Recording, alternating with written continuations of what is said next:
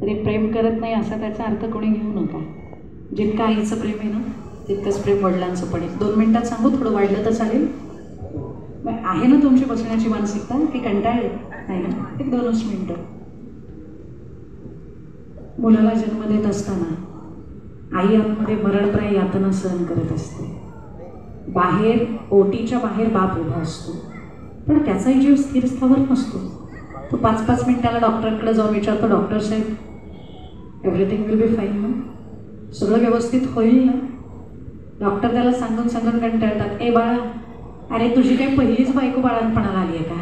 अशा हजारो केसेस हाताखालनं गेल्यात, जरा धीरानं घे, जरा शांत हो.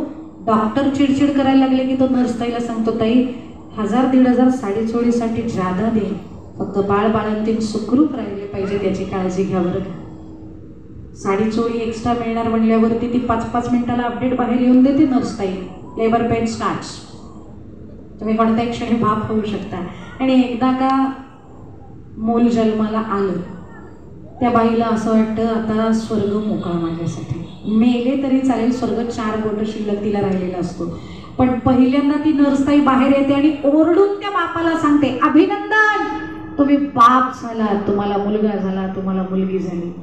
मुलगाच म्हणत नाही, ट्विन्स झालेत असं मला म्हणायचं नसतं, पण तुम्ही समजून घ्या. आणि मग जसं त्या बापाला कळतं ना की मी बाप झालोय, ज्या डॉक्टरची काही क्षणापूर्वी त्याला भीती वाटत असते ना, आता त्याला त्या डॉक्टरची भीती वाटत नाही. तो त्यांची परवानगी न घेताच ओटीमध्ये घुसतो आणि कधीच कुणाचं बाळ ज्याला हातही लावला नाही तो स्वतःचं बाळ मात्र उचलायला धजावतो.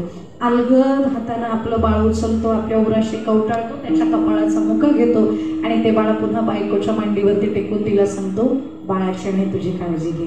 आणि तो बाप बाहेर येतो. काही जण म्हणतील दॅट्स इट, एवढंच प्रेम आहे बापाचं. पण बाप जातो कुठे एवढ्या घाईत, कधी कोणी विचार केला? बाप पहिल्यांदा मिठाईवाल्याला गाठतो, 1.25 किलो पेड्याचा बॉक्स घेतो, 2 पेढे हॉस्पिटलमधल्याच गणपती बाप्पांच्या समोर ठेवतो.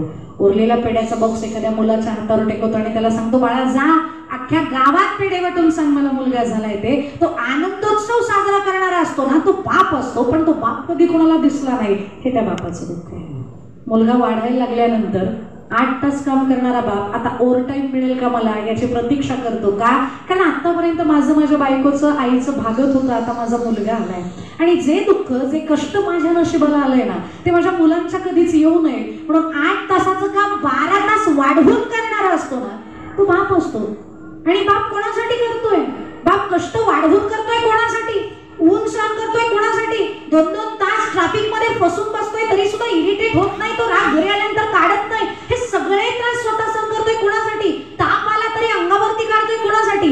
सहज जरी मुलगा पडला ना तरी सुद्धा डॉक्टरांकडे त्याला पळत घेऊन जाणारा बाप स्वतःच्या अंगावरचा ताप मात्र अंगावरतीच काढतो. पण तो अंगावर काढणारा ताप कधी कोणाला दिसला नाही आणि आजार पण अंगावर काढणारा बाप कधी कोणाला कळला नाही, हे त्या बापाचं दुःख आहे. मुलगा वाढायला लागल्यानंतर स्वतःच्या गरजा कमी करत जातो, मुलाच्या गरजा मात्र परिपूर्ण. अगदी ज्या परिपूर्ती करायची आहे ती योग्य त्या वेळेला करतो. बाजारात जर स्वतःसाठी कपडे खरेदी करायला बाप गेला ना तो कधीच चटकन स्वतःसाठी कपडे खरेदी करत नाही, कारण त्या दुकानात पहिल्यांदा लावलेला असतो स्टॅच्यू, त्या स्टॅच्यूला जीन्स पॅन्ट आणि टी शर्ट दिसते.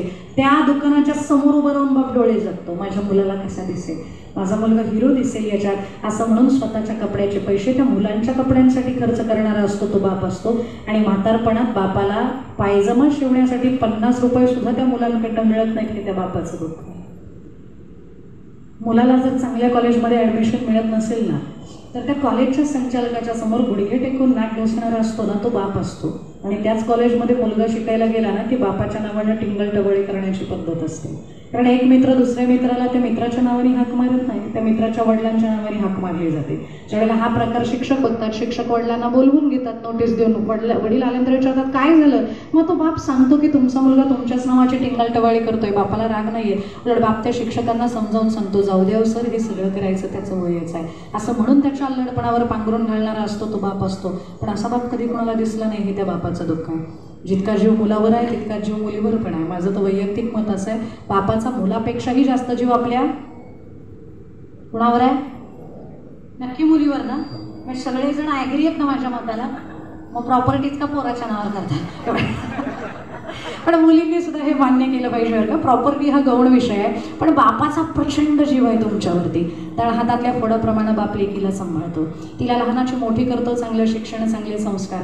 आणि एक दिवस असा येतो, इतकी लाडाकोडात वाढवलेली पोरगी परक्याच्या हवाली करायची असते. आपल्यापेक्षा 10 पट चांगलं स्थळ बाप बघतो आणि लग्नाची तारीख ठरली ना, त्या तारखेच्या अगोदरचे दिवस त्या बापाला शुद्ध